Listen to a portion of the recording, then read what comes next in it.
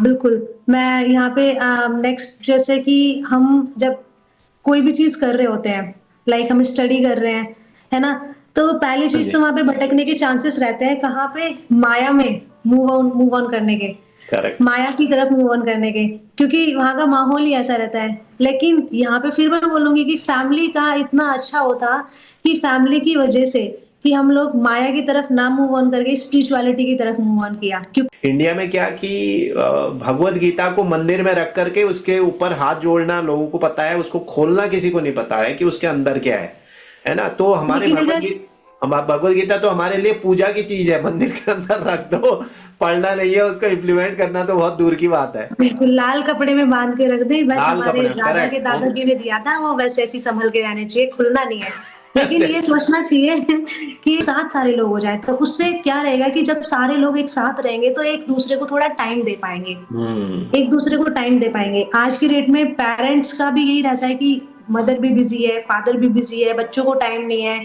तो यहाँ पे यही पॉइंट आते हैं जिसमें कि गैप आना शुरू हो जाता है। लेकिन जब हम टाइम देते हैं, तो फिर गैप नहीं आता है। हम्म। और जब हम भक्तिमय जीवन में रहते हैं, तो इसमें तो हम और अच्छे से टाइम दे पाते हैं क्योंकि बहुत हम्म। सारे रीज़न्स होते हैं, हम्म। कुछ हमारे हाथ नहीं लगने वाला। तो ये लोगों के लिए एक मैसेज है कि हम्म। आप अपना जो है जीवन जी रहे हैं, जीजिए, अच्छे से करिए, स्टडी कर रहे हैं, बिज़नेस कर रहे हैं, जॉब कर रहे हैं, जो भी कर रहे हैं करें, लेकिन बीच में भगवान को लेकर आएँ जिससे जाते वक़्त कुछ तो रहे, क्योंकि हम्म। व्यक्ति 3 चीज़ साथ लेके जाता है, हम्म। मन, बुद्धि और अहंकार। हम्म। हाँ, करेक्ट। और वो कैसे नमस्कार व्यूअर्स, हरे कृष्णा। मैं हरे कृष्ण। त्रिभुवन स्पिरिचुअल टॉक में आप सबका हार्दिक स्वागत करता हूं, और एक बार फिर एक नए कृष्ण भक्त के साथ जुड़ने का आज मुझे मौका मिला है। जो भी एक युवा ही हैं, और काफ़ी अच्छा उनका प्रोफाइल है, काफ़ी अच्छा वो स्पिरिचुअल आध्यात्मिकता की उनको काफ़ी अच्छी नॉलेज है। उसी के साथ जो है मैंने उनके साथ वार्ता शुरू करी है, तो थोड़ा सा उनका इंट्रोडक्शन मैं आपको दे देता हूँ। मेरे साथ जुड़ रही हैं काजल चड्डा इनका नाम है, और इनका जो है वैसे जो स्पिरिचुअल नेम है, जो स्पिरिचुअल नेम कॉल आउट करती हैं, वो है किशोरी देवीदासी जी। और ये जुड़ रही हैं मेरे साथ मथुरा से, एक आध्यात्मिक नगरी, कृष्ण भगवान की जन्मस्थली। और ये एक बहुत अच्छी बात है।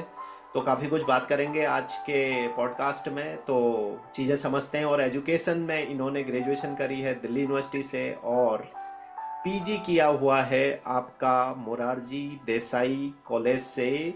योगा में इन्होंने पीजी किया हुआ है। तो ये तो थोड़ा सा मैंने ब्रीफ किया। तो सबसे पहले काजल चड्डा जी, किशोरी देवीदासी जी, आपका बहुत बहुत धन्यवाद, आपने समय निकाला और स्पिरिचुअल टॉक चैनल के लिए बात वार्ता करने के लिए। तो आपके लिए आपका बहुत बहुत धन्यवाद, और एक बार आपका स्वागत है, हार्दिक स्वागत है स्पिरिचुअल टॉक चैनल पर।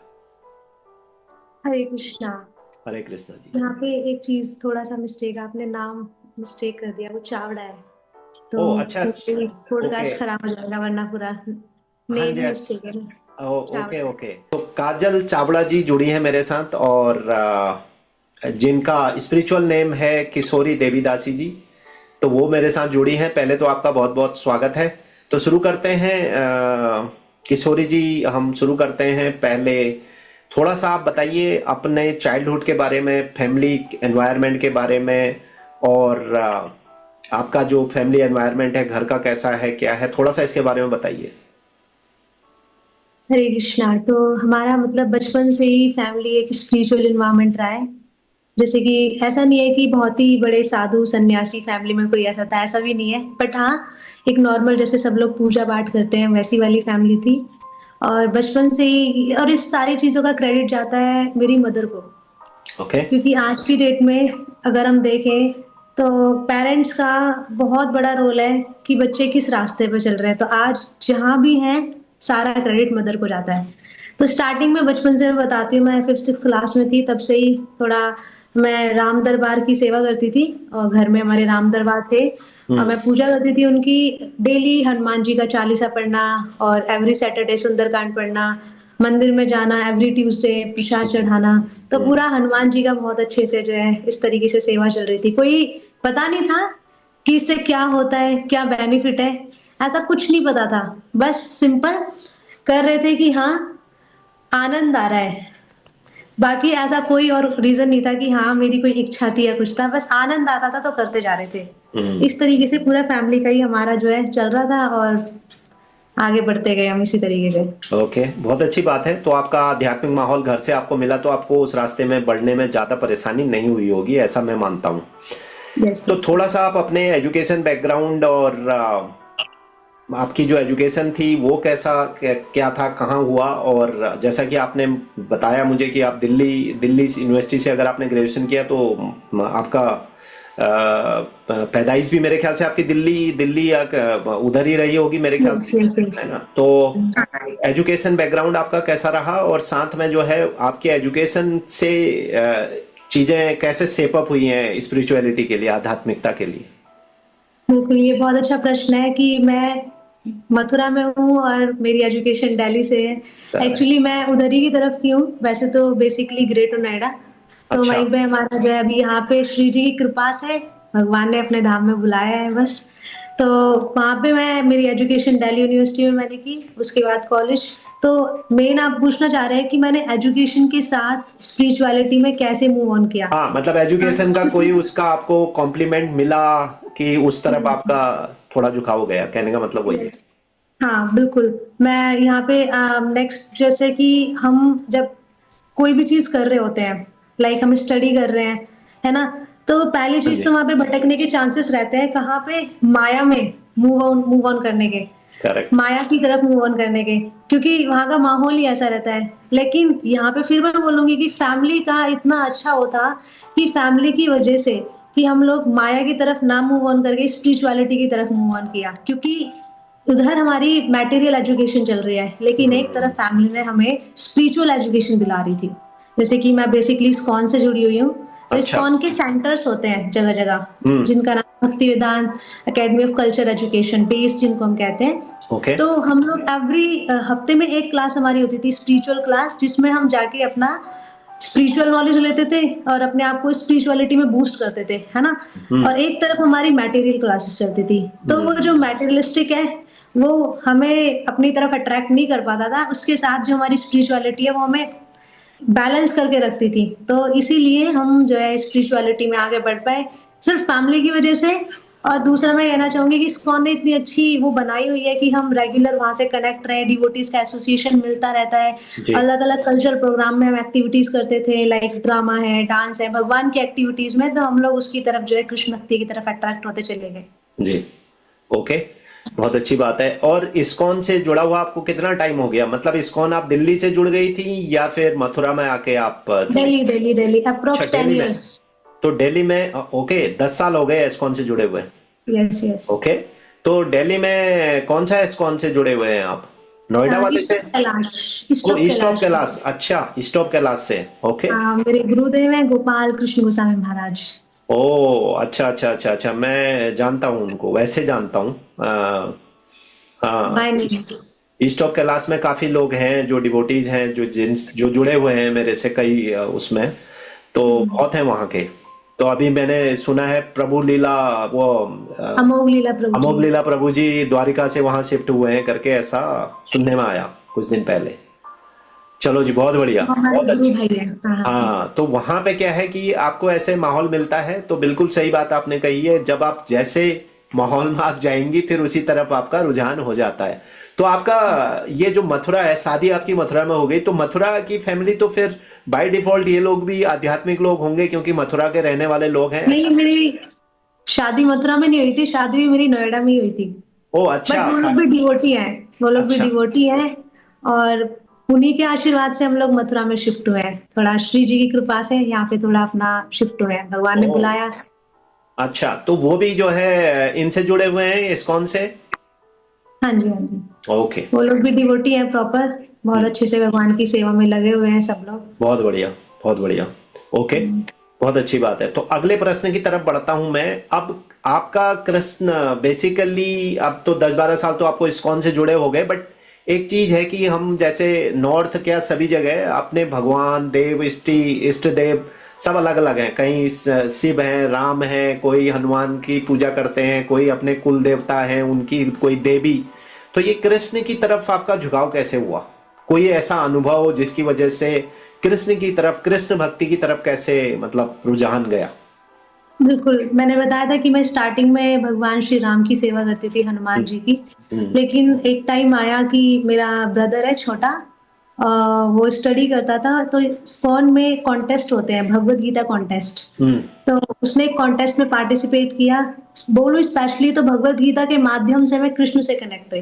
ओ, तो भगवत गीता उसको मिला, हमने वो पढ़ा और उसका कॉन्टेस्ट में उसने पार्टिसिपेट किया। उसी तरीके से डिवोटीज के साथ कनेक्शन हुआ, वो लोग आने लगे और धीरे-धीरे हम लोग जो है भगवान को जानने लगे। वरना पहले मुझे नहीं पता था कि जगन्नाथ जी कौन है, इवन ये भी नहीं पता था मेरे को। हम्म, स्टार्टिंग में कि हम्म, इस्कॉन भी कुछ है, ये भी नहीं पता था। लेकिन हम्म। इस कॉन्टेस्ट के माध्यम से, डिवोटीज के माध्यम से मैं जान पाई और अब तो स्वयं जगन्नाथ जी की मैं वर्शिप करती हूँ, सेवा करती हूँ। मेरे ठाकुर जी भी है तो वो जगन्नाथ जी है। मेरे को पहले नहीं पता था कि वो भी कोई ठाकुर है। अच्छा, ओके, ओके, ओके, बहुत बढ़िया। तो वैसे मैंने बहुत जगह देखा है, इवन हमारा ओस्लो में जो इस्कॉन है, मैं भी जुड़ा हुआ हूँ, इस्कॉन से ही जुड़ा हूँ काफी सभी जगह। तो यहाँ हुँ। भी जो प्रेसिडेंट है हमारी सनातनी देवी जी, उनका भी इंटरव्यू है, आप देख सकते हैं चैनल पे, वो प्रेसिडेंट है यहाँ पे। तो यहाँ भी जो है ना, वो भगवान जो है वो जगन्नाथ जी वाली ही रखी हुई हैं, जो डेटीज हैं वो जगन्नाथ जी की हैं, और वो भी किसी ने उनको गिफ्ट करी। वो आपका जगन्नाथपुरी से किसी ने दिया, किसी को गिफ्ट किया, स्वीडन आई, फिर स्वीडन वालों ने कहीं कुछ हुआ तो वो इनको दिया, तो वही वाली डेटीज उन्होंने यहाँ रख के एस्कॉन का अभी जो टेम्पल है वो उसके अंदर रखी हुई हैं। तो मैं अपने अगले प्रश्न की तरफ बढ़ता हूँ। मेरा प्रश्न ये था कि आपका पारिवारिक जीवन और जो कृष्ण भक्ति है उसमें सामंजस्य कैसे बनाती हैं, और कोई ऐसी चुनौतियां भी आती हैं? हालांकि मैं जो समझ पाया हूँ, आपका जो ससुराल पक्ष भी है वो जो है आपकी सारे डिवोटीज हैं, तो वैसा आपको भक्ति के लिए तो कोई चैलेंज नहीं है, पर फिर भी आप एक गृहिणी हैं, एक हाउस वाइफ हैं, तो आपकी वो रिस्पॉन्सिबिलिटीज भी हैं।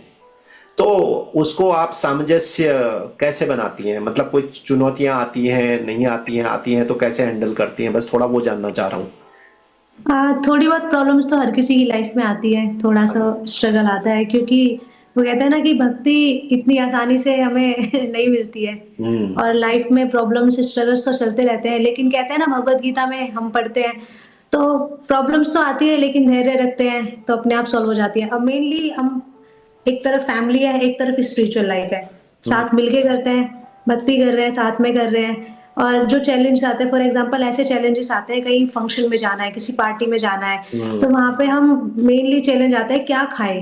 हम्म, हाँ, वहाँ पे हम क्या खाएँ? हाँ, क्योंकि हम लोग तो हमारा पूरा स्पिरिचुअल तो हमारा जो भोजन है वो वहाँ से मैच नहीं होता। तो बिल्कुल। वहाँ पे थोड़ी प्रॉब्लम आती है, तो वहाँ पे हम सिंपल सॉल्यूशन है अपने घर से खा के चले जाते हैं।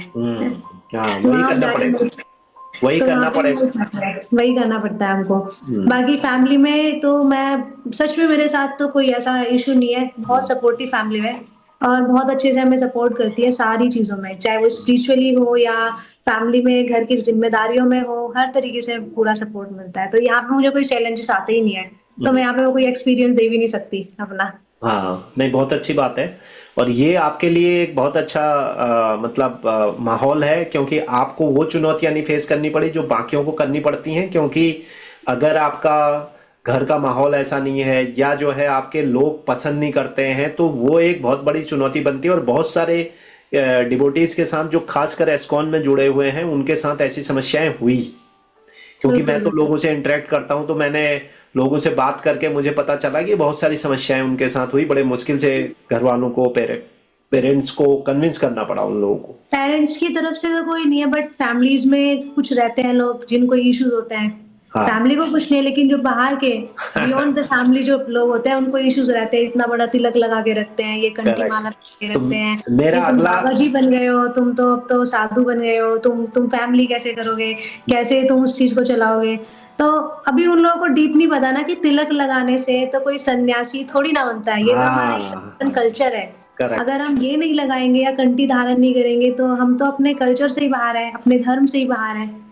तो वो चीज़ उनको समझाते हैं, तो वो लोग नहीं समझ पाते हैं, इट्स ओके बट हमें तो अपना कर्म करने से मतलब है। करेक्ट, करेक्ट, हाँ, करेक्ट। मेरा मेरा एक प्रश्न भी इसमें आपसे था, अब आपने आधा तो बता ही दिया उसमें। मेरा प्रश्न भी ये था अगला कि आप तिलक लगाती हैं, कंठी धारण करती हैं और 10 साल से जुड़ी हुई हैं, तो आपकी जब परिवार से तो मुझे समझ आ गया कि कोई प्रॉब्लम नहीं थी आपको कभी भी, लेकिन जो आपके रिश्तेदार थे वो आपको, मतलब सही बात है, आप बाबा बन गए हो, अभी से तिलक लगा रहे हो, कंठी धारण कर रहे हो, ये सारे चीजें सुननी पड़ती हैं। तो आपके जो दोस्त हैं, अब आपके जो साथ वाले थे जो कॉलेज में आपके साथ रहे होंगे, तो वो उनका कैसा रूप था, मतलब वो कैसे आज की तारीख में आपको, मतलब उनका प्रोस्पेक्ट क्या है आपको देखने का आज की तारीख में, वो दोस्त हैं? लोग पहले तो हाँ। स्टार्टिंग में रहता था, अभी देखते हैं कुछ टाइम बाद उन्होंने जब बचपन में देखा एकदम डिफरेंट, फिर थोड़ा टाइम बाद देखा कॉलेज के टाइम पे, ये तू ही है, एकदम से इतना चेंजेस कैसे आया। हम्म। पहले तो तिलक इतना बड़ा नहीं लगाते थे, अभी एकदम से इतना बड़ा तिलक लगाया, तो ये कैसे चेंजेस आया। तो फिर उनको बताते हैं कि इस तरीके से चीजें हैं। उन लोगों के लिए शौक लगता है कि ऑनियन गार्लिक नहीं खाते, या ये तिलक लगा के रखते हो, बाहर कैसे निकलोगे, पब्लिक देखेगी तो क्या कहेगी, हम हम्म। तो नहीं लगा सकते, एक छोटा सा टीका लगा लेंगे इनफ है। या हम्म। कंठी धारण करेंगे तो फिर ये तुम्हारे गले में ये ऐसे रेगुलर पहने रखते हो तो नहाते कैसे हो, या इधर कुछ जमता नहीं है, या दम नहीं घुटता है, ऐसे ऐसे क्वेश्चंस रहते हैं लोगों के कि हाँ। तुम्हें थोड़ा अजीब नहीं लगता, और इसको हमेशा ही पहन के रखते हो, कहीं हाँ। शादी में जाओगे तो गले में नेकलेस वगैरह कैसे पहनोगे, ये तो यहाँ पे इतना मोटा ये दिखता है। हम्म। तो वो सारी चीजें, ये मंद बुद्धि वाली चीजें होती है एक्चुअल हाँ। में, मैं हाँ। बोलूँ तो हाँ। हमें इससे शर्म नहीं आती, ना हमें इससे बुरा लगता, हमें बहुत अच्छा लगता है। इवन बाहर के लोगों को ऐसा लगता है, लेकिन एक्चुअल में जब हम तिलक लगा के बाहर निकलते हैं तो हमें ये प्रोटेक्ट भी करता है। हम्म। बाहर वाले लोग गंदी नजरों से नहीं देख पाते हैं, बिल्कुल। उनके मन में एक बार को तो सोच के आएगा चलो भगवान का नाम आया, गलती से ही सही पर एक बार भगवान का नाम जरूर आएगा। हाँ। तो जो दोस्त हैं जो सोचते हैं वो सोचने दो, वो उनकी लाइफ है, वो सोचने से हमें कोई फर्क नहीं पड़ता। हम अपना, करेक्ट। जो हमारा रूल है वो रूल है, हम लोग अपना भगवान के लिए धारण करते हैं तो करते हैं। सही बात है। तो समय के साथ उनके दृष्टिकोण में कोई चेंजेस, परिवर्तन आया? हाँ, फिर धीरे-धीरे चेंजेस आया, इवन बहुत सारे लोग डिवोटी बने, उन लोगों ने इस चीज़ को एक्सेप्ट किया, और इतनी सारी भगवत गीता लोग क्लास जॉइन करते हैं, पढ़ते हैं, और हम्म। बहुत चेंजेस आया उनके हृदय में देख-देख के कि हाँ, अगर ये सामने वाले ऐसे इतने अच्छे से रह रहे हैं, कर रहे हैं, तो क्यों ना मुझे भी थोड़ा चेंजेस करना चाहिए अपनी लाइफ में। तो हम्म। बहुत चेंजेस आया, बहुत सारे लोग, इवन हमारी फैमिली में पहले स्टार्टिंग में थोड़ा-सा चैलेंजेस आया था। मैं शादी से पहले की बताऊँ, मेरे फादर थे, तो जो हम स्टार्टिंग में जब हम कनेक्ट हुए थे, तो प्रोग्राम्स में जा रहे थे या बार-बार हम ये ऐसे जाते थे, हमारा एक ड्रेस कल्चर होता है, हमारे कल्चर में एक ड्रेस कोड होता है, वो गोपी ड्रेस पहनना या धोती कुर्ता पहनना। तो हम्म। स्टार्टिंग में थोड़ा अजीब लगता था उन लोगों को, हम्म। फैमिली वालों को, कि हम्म। ये कैसे तुम बाबा जी बन के जाते हो, या इस तरीके से हम्म। तुम जो है ये ऐसे पहन के नहीं जाना घर से बाहर। हम्म। लेकिन जब धीरे-धीरे उन्होंने धीरे-धीरे देखा, देखते गए, मेन यहाँ पे मैं बोलना चाहूँगी कि जब हम एसोसिएशन करते हैं ना धीरे-धीरे डिवोटीज़ का, तो वो चीज़ें हम्म। हमारे ऊपर पॉज़िटिवनेस हमारे अंदर आती जाती है। तो बिल्कुल। उन्होंने जब कृष्ण प्रसाद खाया, रेगुलर भगवान का दर्शन किया, तो उनको इतना अच्छा लगने लगा, इवन लास्ट में बोलने लगे, कहीं शादी में भी जाना है तो बोलते थे मेरे भाई से, मेरे फादर, कि तू धोती कुर्ता पहन के जाना, वो अच्छा। ज़्यादा अच्छा लगता है। और तुम लोग वही वाला ड्रेसअप करो, वो ज़्यादा अच्छा लगता है। तो हाँ। पूरा माइंड चेंज हो गया, वो हाँ। रेगुलर एसोसिएशन की वज़ह से, रेगुलर कृष्ण प्रसाद खाने की वज़ह से। हाँ। हाँ। हाँ, तो नहीं पूरा वो चेंजेस हो जाता है। वो तो है, बिल्कुल 100% है। काफी चेंजेस लाइफ में होते हैं, पॉजिटिविटी आती है, और जो भी आप काम करते हो उसमें परफेक्टनेस आनी शुरू हो जाती है, वो तो 100% है, इसमें कोई डाउट ही नहीं है। तो आपके ब्रदर भी फिर जो है अब कृष्ण डिवोटी हैं? मेरे ब्रदर भी हैं, वो भी इनिशिएटेड डिवोटी है, मदर भी इनिशिएटेड डिवोटी है, ओह अच्छा। और सब पूरी फैमिली, मेरे हस्बैंड भी, सब लोग डिवोटी हैं। अच्छा, बहुत अच्छी बात है। ये तो आपके लिए फिर कोई समस्या ही नहीं है, फिर तो एक बहुत बढ़िया माहौल रहेगा भक्ति का, और बिल्कुल, आध्यात्मिकता का पूरे घर में बहुत अच्छा माहौल रहेगा। बस आशीर्वाद है श्री जी हाँ, का। ऊपर वाले का ही है ये। ऐसे भी जो है कर्म सबको थोड़ी मिलते हैं, ये सब करने के, भक्ति करने के भी जो है सबको आदेश नहीं होते हैं, हर आदमी नहीं कर पाता है। इतने पैसा होने के बाद भी, सब कुछ होने के बाद भी चीजें जो है उनके लिए होती नहीं है, नहीं कर पाते हैं। आप यही जो है मथुरा कितने लोग आ पाते हैं, वृंदावन कितने लोग आ पाते हैं? वो बिल्कुल, वो भी सौभाग्य नहीं मिलता लोगों को। और आते भी हैं तो कितने एग्जाम्पल्स ऐसे हैं जो मेरे सामने हुआ है, दर्शन करने के लिए आए हैं, और ऐसे सर्कमस्टांसेस हो गए हैं कि बिना दर्शन किए धाम से वापस चले गए हैं। हाँ वही। बहुत दुर्लभ दर्शन है भगवान के, इतना करेक्ट, इजी नहीं करेक्ट, है। करेक्ट। तो अगला मेरा प्रश्न है कि आपकी जो कृष्ण भक्ति की डिवोशन की इसकी दिनचर्या कैसे रहती है, कैसे क्या क्या क्या करते हैं आप? मेनली हमारा जो रहता है मॉर्निंग में साधना रहता है, मॉर्निंग में उठना, भगवान की वर्शिप करना, आरती, मंगल आरती, आपको पता होगा हाँ, इस्कॉन से मंगल आरती बिल्कुल। देखा है। हम्म। मंगल आरती रहता है, फिर हमारा जपा रहता है, जपा के हम्म। बाद फिर हम्म। अपना वही स्टडी रहता है, भागवतम या हम्म। भगवत गीता हम लोग स्टडी करते हैं, लेक्चर रहता है। अब इस दिनचर्या को हम कैसे मैनेज करते हैं? हम्म। जैसे कि कोई भी कार्य करते हैं, एक जो नॉर्मल मटेरियलिस्टिक लोग होंगे वो स्नान करेंगे अपने सेल्फ के लिए। हम्म। हाँ, लेकिन हम लोग स्नान भी कर रहे हैं तो ठाकुर जी के लिए कर रहे ठाकुर हैं, जी के लिए, हाँ क्योंकि बिल्कुल। हमें नहा स्नान करके आरती करनी है। हम हाँ। भोजन बना रहे हैं तो ठाकुर जी के लिए हम्म। बना रहे हैं हम्म। कि क्योंकि हमें भगवान को भोग लगाना है, वो खा लेंगे तो हम भी खा लेंगे। हम्म। घर में क्लीनिंग कर रहे हैं, ठाकुर जी के लिए कर रहे हैं, तो सारी दिनचर्या एक तरफ से जाकर भगवान पे आके रुक जाती है। तो हम्म। हम सारी दिनचर्या जो भी कार्य होता है उसको बीच में बस कृष्ण पर आके डाल देते हैं, हम्म। भगवान को समर्पित कर देते हैं। तो इस तरीके से हमारी दिनचर्या होती है, कुछ भी कार्य हो कृष्ण के लिए कर रहे हैं। बिल्कुल, बहुत बढ़िया। तो अब जो जपा की बात कर रहे हैं वो कितनी 16 राउंड माला जपते हैं आप? हाँ जी, हाँ जी। 16 माला रेगुलर रहता है और जो स्पेशल प्रोग्राम्स होते हैं लाइक एकादशी है हम्म। और जन्माष्टमी है, इनमें 25 माला रहती है। अच्छा। मिनिमम प्रभुपाद ने बहुत ईज़ी बना दिया 16, वैसे तो माला करने का कोई हाँ, लिमिटेशंस मतलब कोई नहीं है, लिमिटेशन नहीं है, आप जितना आपको लेकिन टाइम मिनिमम परमिट। 16 माला तो करना ही होता है मिनिमम। हाँ, वो 16 का तो उनका लॉजिक है ना, कि इसलिए 16 करनी है, जितनी आप ब्रीथ लेते हैं पूरे दिन में, जितने काउंट वो उस हिसाब से उन्होंने उसको, उससे ज्यादा आप जो है माला जप कर रहे हो। तो वो हुँ। उसके पीछे लॉजिक देते हैं वो। तो मेरा अगला प्रश्न ये है कि प्रश्न क्या है, थोड़ा समझना चाह रहा हूँ। 16 माला जपना मतलब बहुत बड़ी बात है, वो एक साथ जपते हैं या पूरे दिन में करते हैं, कैसे करते हैं, मतलब हाउ यू डू बेसिकली? वैसे बेसिकली 16 माला इतना ज़्यादा टाइम नहीं लगता है, 1.5 आवर्स लगते हैं अगर हम बैठ के आँख बंद करके एक अच्छा, जगह ये पे। 1.5 घंटे में 16 माला कर देते हो आप? हाँ, डेढ़ से 1 घंटे 45 मिनट में लगभग 16 माला कंप्लीट हो तो जाती फिर है। तो बहुत बड़ी बात है, ये तो बहुत अच्छी बात है, क्योंकि मुझे तो ऐसा लगता था 2.5 घंटा से 3 घंटा लगता होगा 16 माला में कम वो से कम। प्रैक्टिस प्रैक्टिस आ जाती है ना, हाँ, फिर प्रैक्टिस हम आने के बाद। रेगुलर जब हमारा माइंड डिस्ट्रैक्ट नहीं होता, तो हाँ। 1 घंटे 45 मिनट कंप्लीट में माला हो जाती है 16। अच्छा। अगर माइंड डिस्ट्रैक्ट नहीं हो रहा है, इधर-उधर हम फोकस नहीं कर रहे हैं, अगर हम बाकी चीज़ों में एंगेज हो रहे हैं, माला भी कर रहे हैं, फ़ोन चला रहे हैं, माला भी कर रहे हम्म। हैं, बात भी कर रहे हैं, माला कर हम्म। रहे हैं, इधर-उधर ध्यान दे रहे हैं, तो ढाई 3 घंटे आराम से खींच जाएगा। ढाई 3 क्या पूरा दिन खींच जाएगा पता नहीं चलेगा। माला ही नहीं हो रही है, हम्म। हाथ में माला चल रही है लेकिन कंप्लीट नहीं हो रही है, हम्म। क्योंकि बातें चल रही है, वार्तालाप चल रहा है। हाँ, तो इसी से अगला क्वेश्चन अपने आप ही ये समझ आ रहा है कि कंसंट्रेट कैसे करते हैं फिर 16 माला? कंसंट्रेट करना 1.5 घंटा क्या, मैं तो कहता हूँ 10 मिनट भी कंसंट्रेट करना दिमाग के लिए इतना आसान काम नहीं है, क्योंकि इंसान का जो ब्रेन है, माइंड है, वो उसमें एट ए टाइम जो है 45 से 50 हजार थॉट्स रहती हैं, विचार रहते हैं। तो वो 45 से 50 हजार थॉट जब किसी के दिमाग में एट ए टाइम रहेंगी तो बातें तो जाएंगी आपकी इधर उधर, है ना? तो मेरा अगला प्रश्न है कि कंसंट्रेट कैसे कर पाते हैं आप, सिर्फ और सिर्फ कृष्ण की तरफ आपका कंसंट्रेशन कैसे होता है?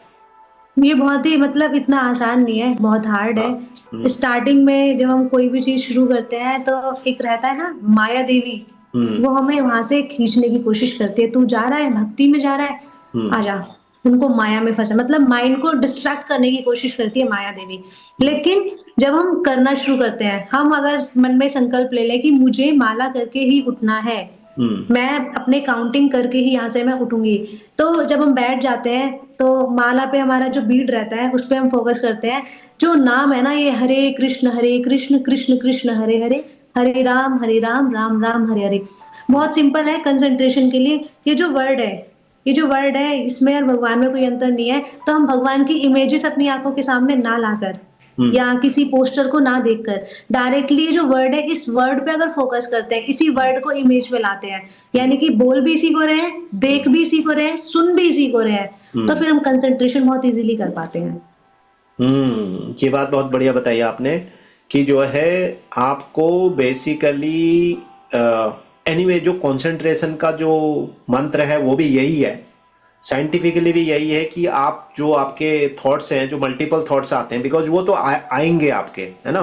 थॉट विल कम, आप उसको उसको जितना रोकने की कोशिश करोगे उतने ज्यादा आते हैं बेसिकली। बट आपकी प्रैक्टिस ये होनी चाहिए कि जो आप कर रही हैं आपका माइंड उसको फॉलो करे।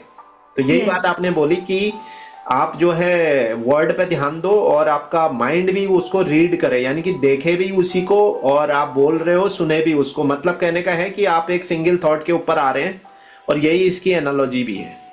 यस।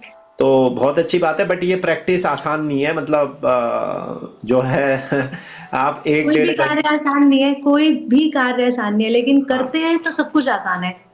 प्रैक्टिस करेंगे तो बहुत इजीली हो जाएगा। करेक्ट।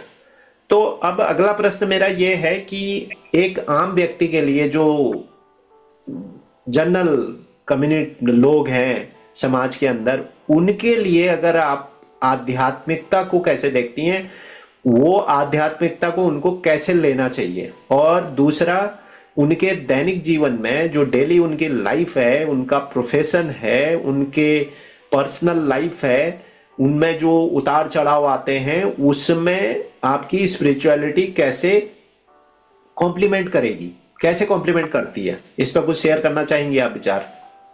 तो बेसिकली जो ये जो हमारी आध्यात्मिकता है, ये सिर्फ हम यही ना सोचें कि मैं इसमें घुस के अगर ये चीज कर रहा हूँ। आध्यात्मिकता सिर्फ हमें भगवान तक ही नहीं जोड़ती है, हम्म। भगवान से कनेक्टेड हमें करती है, वो तो एक है ही पॉइंट। लेकिन हम्म। आध्यात्मिकता में अगर हम रहते हैं, आध्यात्मिकता मतलब क्या है कि जब हम मेडिटेशन करते हैं या स्पिरिचुअलिटी की तरफ हम जाते हैं, तो हमारा मन शांत होता है। अगर हम्म। कोई बिजनेसमैन है, वो बिजनेस कर रहा है, तो उसमें 100 प्रकार की प्रॉब्लम्स होती हैं, इतनी सारी टेंशन रहती है, इतना स्ट्रेस रहता है कि हम्म। उस स्ट्रेस को कम करने के लिए कुछ चाहिए।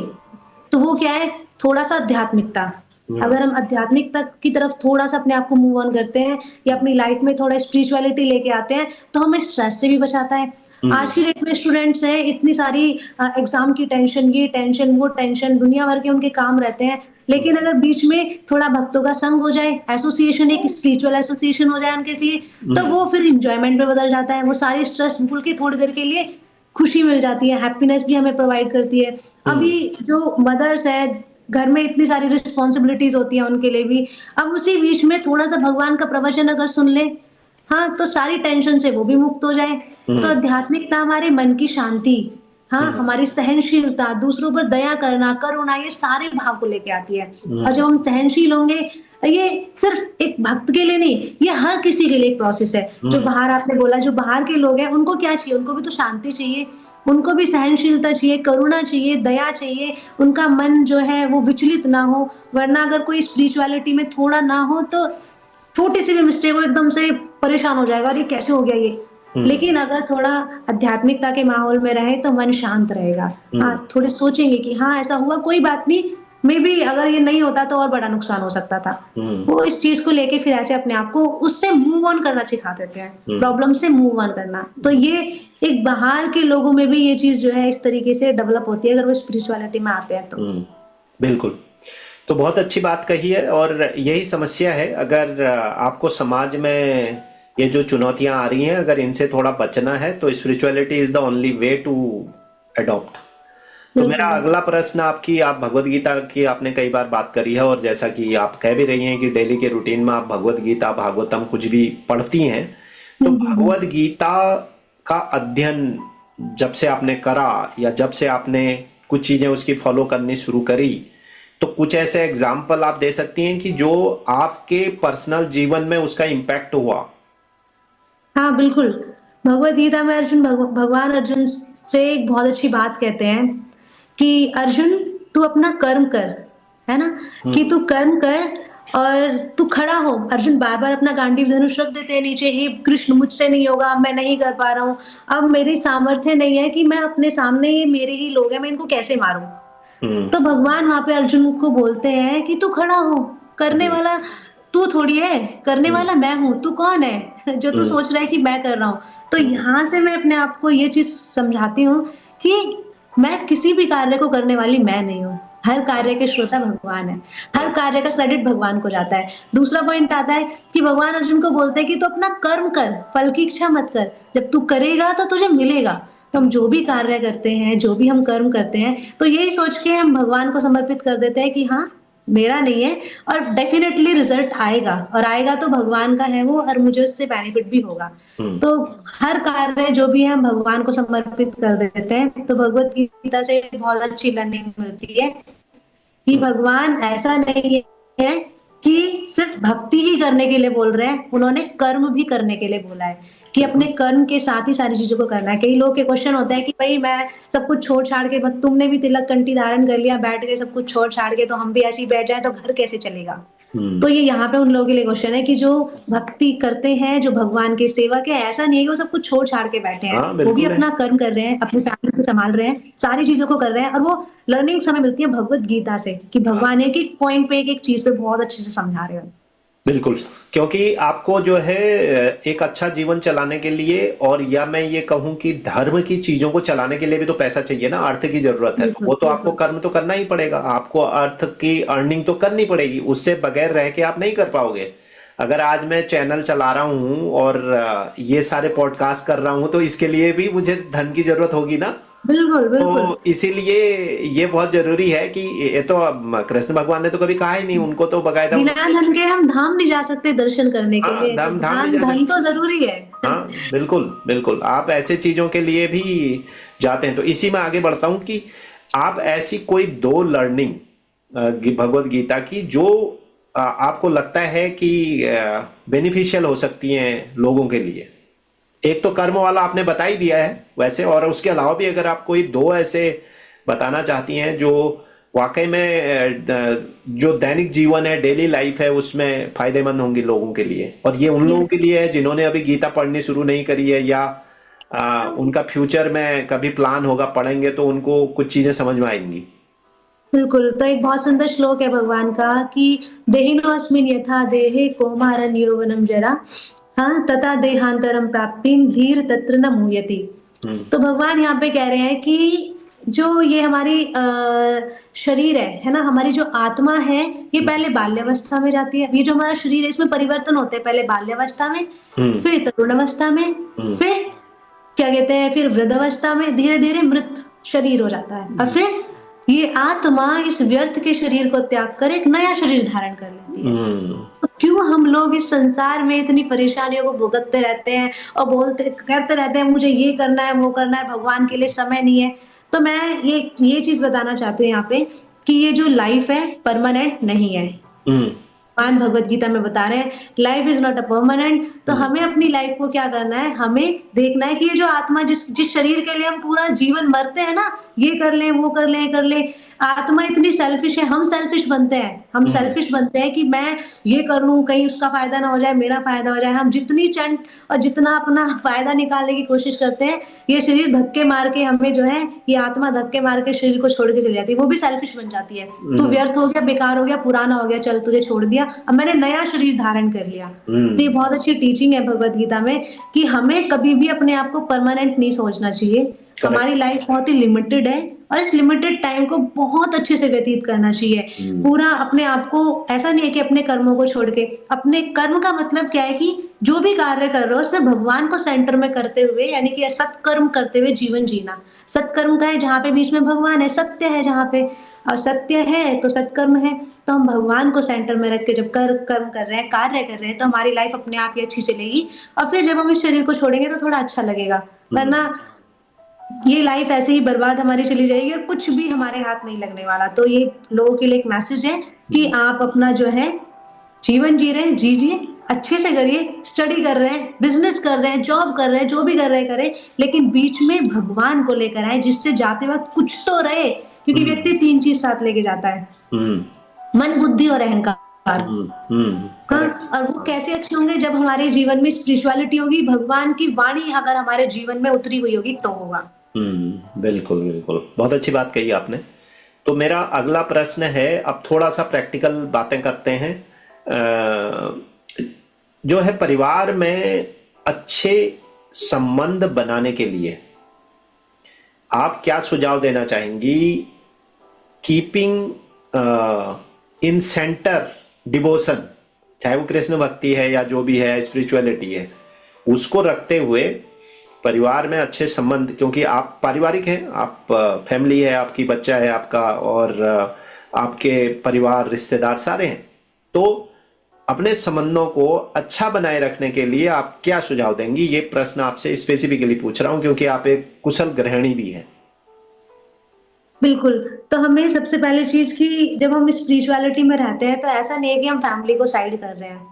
हम भक्ति में आके, आध्यात्मिकता में आके हम क्या सीख रहे हैं? प्रेम सीख रहे हैं। हम्म। हम धैर्य सीख रहे हैं, हम्म। हम सहनशीलता सीख रहे हैं। तो ये सारी चीज़ें भी तो एक फैमिली को चाहिए।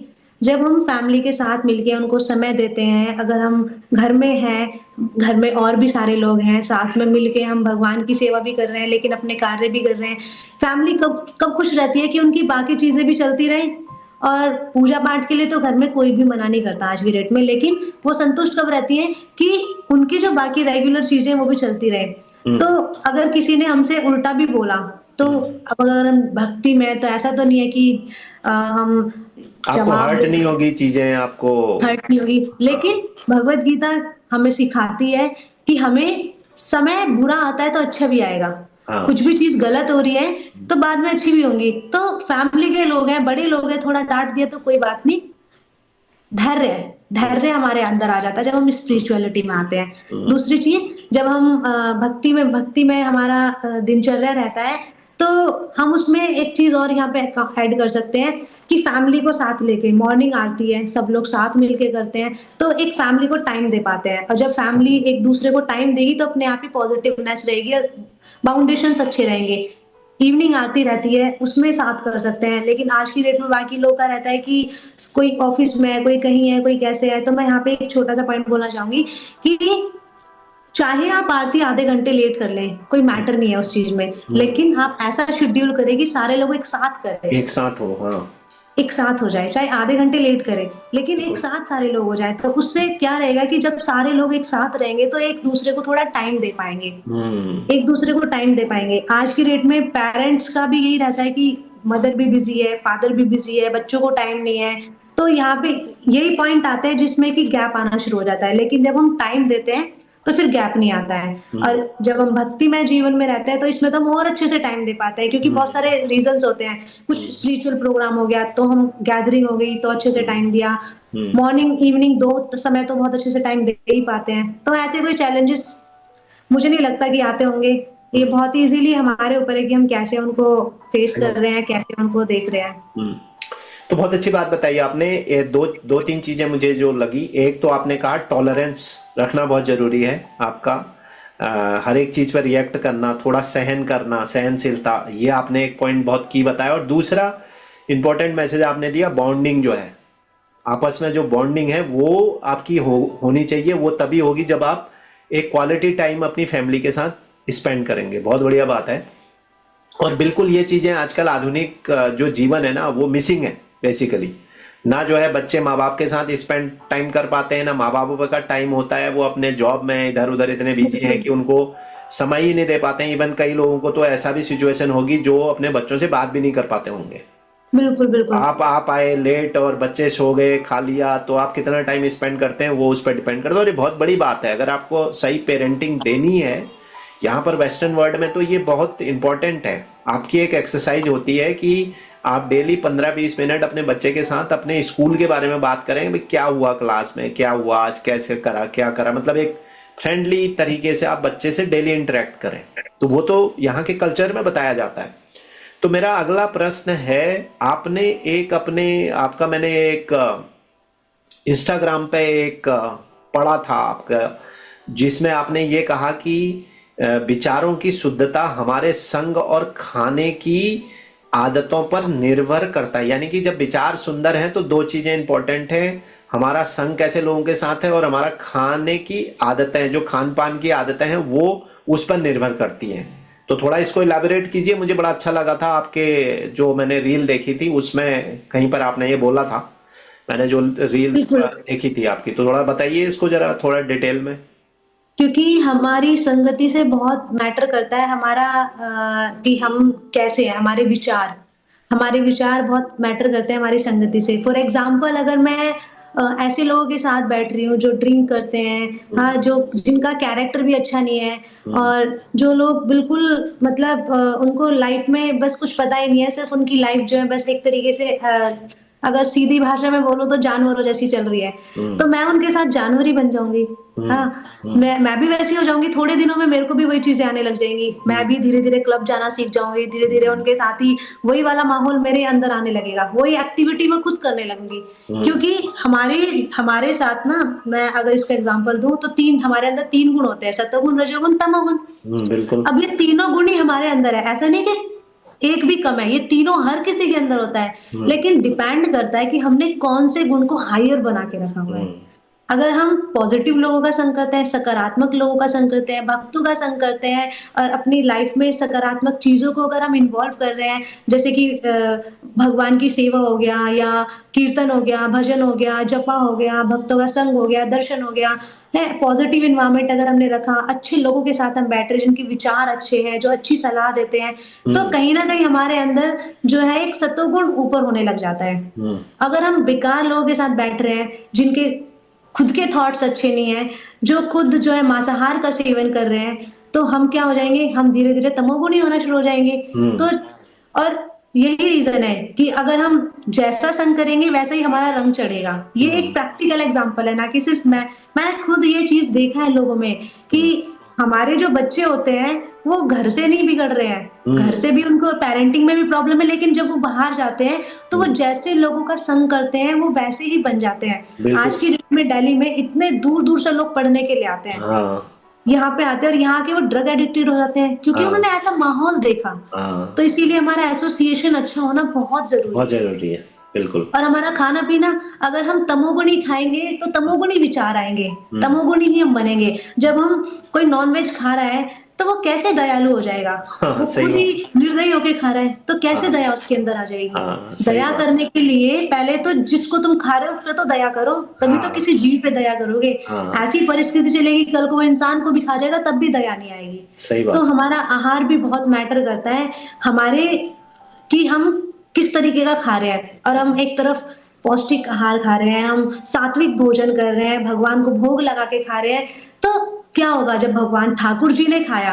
क्योंकि नॉर्मली मैं यहाँ पे थोड़ा-सा बोलूँ कि जो भी हम सब्ज़ी भी लेके आ रहे हैं ना, तो वो पता नहीं कैसी कॉन्शियसनेस थी उस व्यक्ति की जिसने उसको बेका। सही। उसके माइंड में गालियाँ चल रही थी, या वो कैसा थॉट रख रहा था जब वो बेक रहा था, या जिसने उसको काटा था वो कैसे थॉट, सबके थॉट्स मिक्स होकर वो वेजिटेबल हम लेके आए।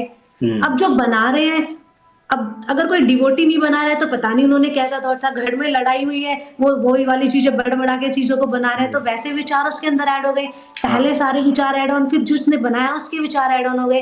अब सारी चीज़ें ऐड होके हमने उसको खाया बिना भगवान को भोग लगाए, तो क्या हुआ? वो सबका हमारे अंदर आया। बिल्कुल। हमारे अंदर आया, और हमने अगर उसको ठाकुर जी को ऑफर कर दिया, तो फिर क्या हुआ? वो जितने भी उसमें अंदर सिंस थे, जितने भी उसके बुरे विचार थे, वो सब प्योर हो गए और वो प्रसाद बन गया। और जब हमने उसको ग्रहण किया, तो एक पॉजिटिवनेस हमारे अंदर आई। तो ये फ़र्क होता है एक अच्छा आहार खाने में और अच्छे लोगों का संग करने में। जी, बिल्कुल। बहुत अच्छी बात आपने कही है, और मुझे बड़ा अच्छा लगा था वो थॉट, तो मैंने सोचा व्यूअर्स को भी उसका फल आपके आए, यानी कि आप उसको समझाएं। अब मैं अपने लास्ट क्वेश्चन की तरफ हूं, तो मेरा अंतिम क्वेश्चन है जो बहुत इंपॉर्टेंट है। वापस थोड़ा सा हमने जो समाज की समस्याएं हैं उनकी तरफ बात भी मैं करता हूं, आध्यात्मिकता के तौर पर हम कैसे उसको समझा सकते हैं। अभी एक रिसेंट आजकल न्यूज़ों में काफ़ी पॉपुलर चल रहा है, काफ़ी वीडियोज वायरल हैं। अतुल सुभाष करके एक बंदा था जिसने सुसाइड कमिट किया बेंगलोर में, अपने वाइफ के साथ संबंधों की वजह से। वही जो तलाक वलाक वो सारी चीज़ें चल रही थी, या इतना परेशान कर दिया था। तो अब मेरा अगला प्रश्न इस तरफ है कि जो ये समस्या सुभाष वाला, जो सुभाष अतुल सुभाष वाला, मुझे पता नहीं आपने सुना या नहीं सुना अभी? मुझे नहीं, मैंने नहीं सुना है। अच्छा, नहीं, बहुत ही मीडिया, मतलब आप ऑब्वियसली आप नहीं देखती होंगी ज्यादा, तो हर न्यूज चैनल पर वो आज मतलब डिबेट का टॉपिक है, यूट्यूब पर भी आपको मिलेगा। तो मैं उस क्वेश्चन की तरफ इसलिए जा रहा हूं कि ये एक अतुल सुभाष वाला एक केस है जो रिसेंटली हुआ है।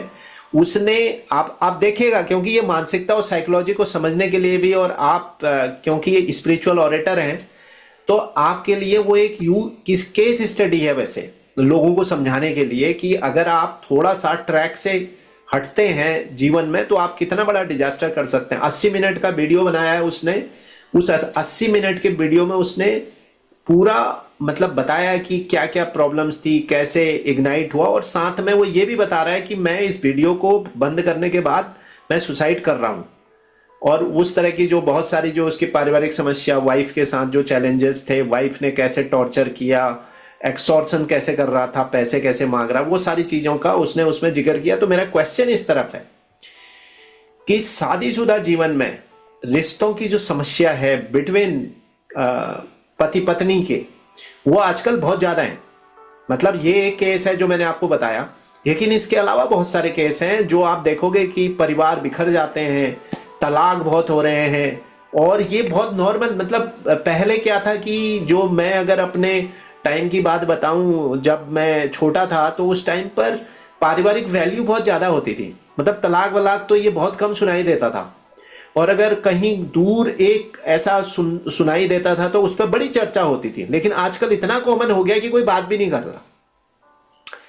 तो कहने का मेरा मतलब है कि शादीशुदा जीवन में आपसी संबंध जो बनाने हैं, जो आज चिंता का विषय बने हुए हैं, उसको आध्यात्मिकता से, स्पिरिचुअलिटी से कैसे एड्रेस कर सकते हैं, इस पे थोड़ा सा आप अपना थॉट दीजिए।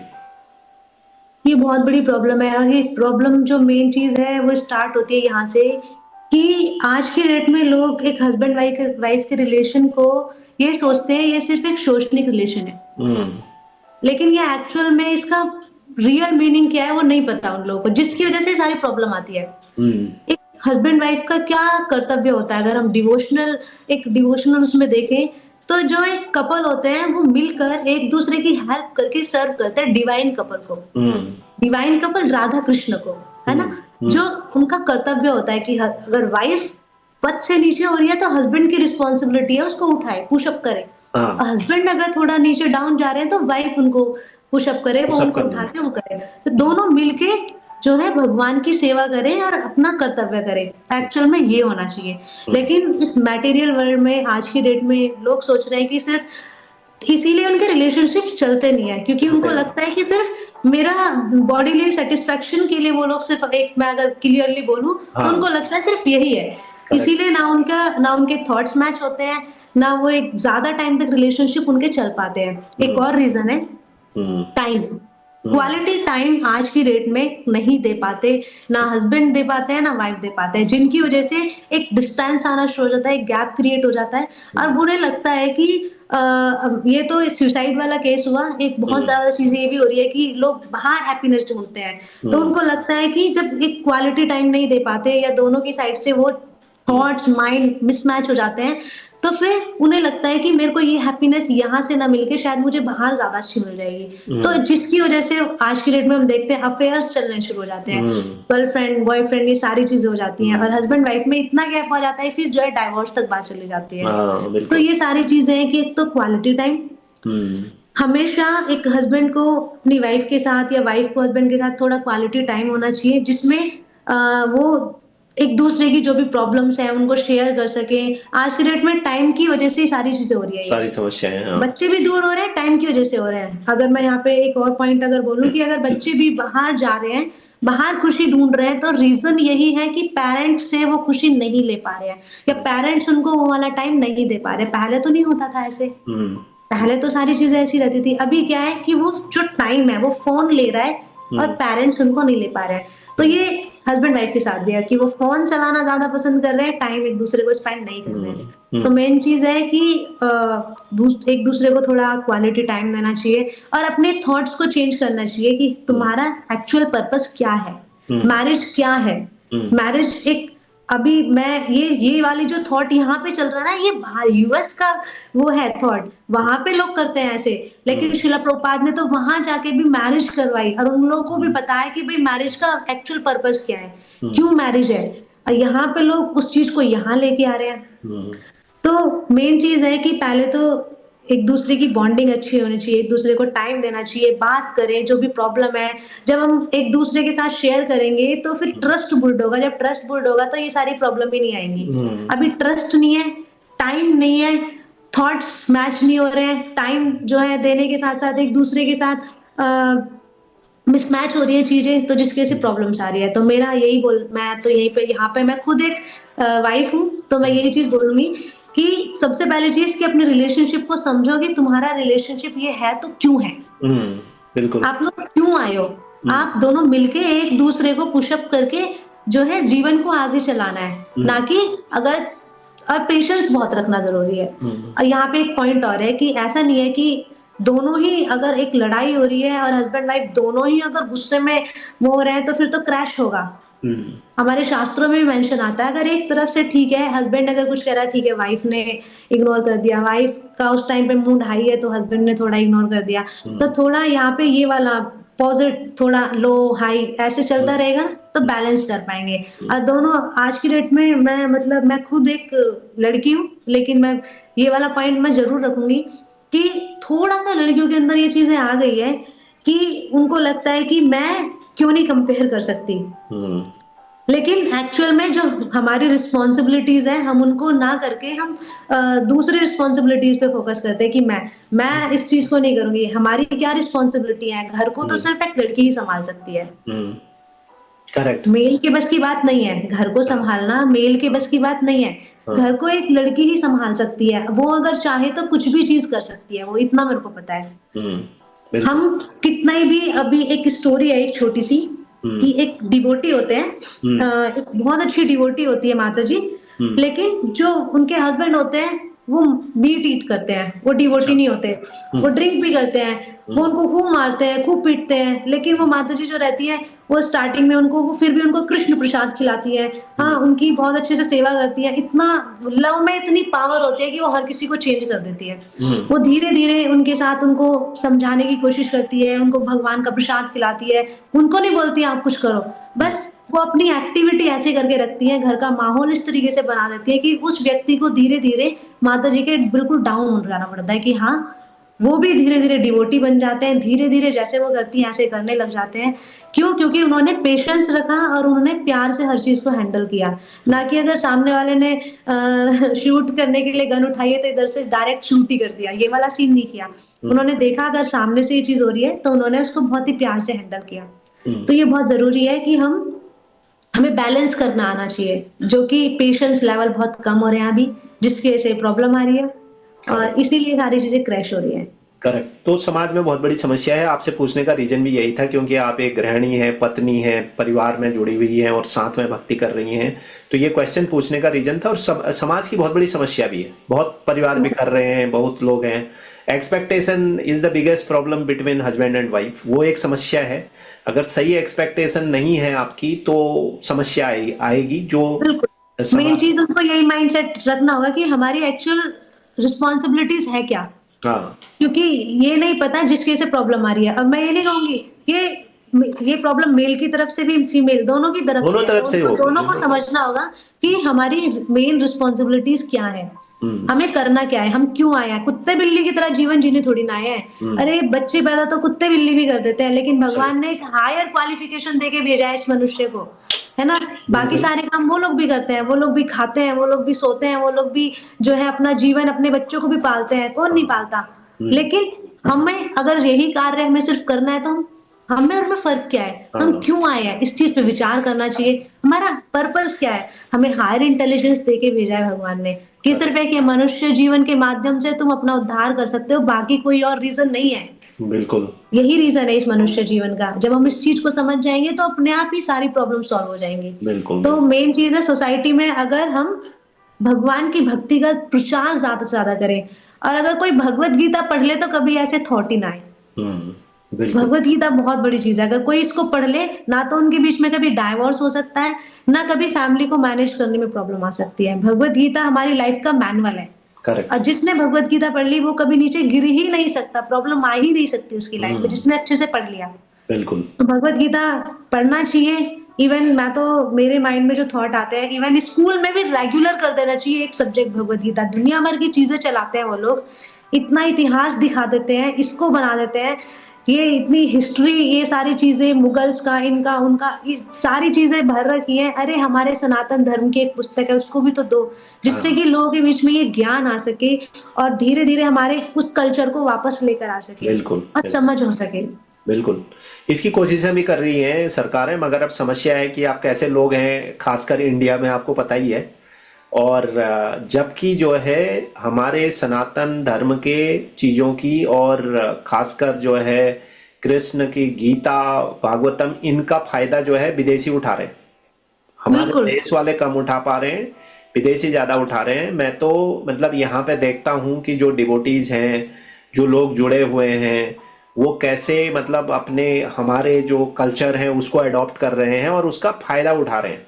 और पूरे दुनिया में है एस्कॉन के, तो आप देख लो, मतलब devotees spread across the world. कहीं भी चले जाओ, दुनिया के किसी कोने में चले जाओ, आपको जो है वहां पर एस्कॉन के फॉलोअर मिल जाएंगे, वहां पर लोग मिल जाएंगे। तो मतलब गीता का और गीता के उपदेशों का प्रचार प्रसार वहां पर बड़े अच्छे से हो रहा है। लेकिन हमारे इंडिया में क्या कि भगवत गीता को मंदिर में रख करके उसके ऊपर हाथ जोड़ना लोगों को पता है, उसको खोलना किसी को नहीं पता है कि उसके अंदर क्या है ना। तो हमारे लेकिन अगर भगवत गीता तो हमारे लिए पूजा की चीज है, मंदिर के अंदर रख दो, पढ़ना नहीं है, उसको इम्प्लीमेंट करना तो बहुत दूर की बात है। बिल्कुल लाल कपड़े में बांध के रख दे, बस लाल हमारे कपड़े में, दादा के करेक्ट। दादाजी ने दिया था, वो वैसे ऐसे ही संभल के रहने चाहिए, खुलना नहीं है।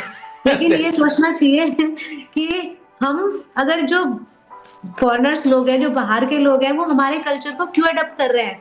वो लोग करेक्ट। क्यों भगवत गीता पढ़ने के लिए पागल हैं? वो लोग क्यों हाँ। चैंटिंग कर रहे हैं? क्यों हरि नाम ले रहे हैं? क्यों यहाँ वृंदावन में आके इतना इतना समय दे रहे हैं? करेक्ट। इतना टाइम यहाँ पे आके लगा रहे हैं, इतना अपना करेक्ट। टाइम भगवान को दे रहे हैं, क्यों?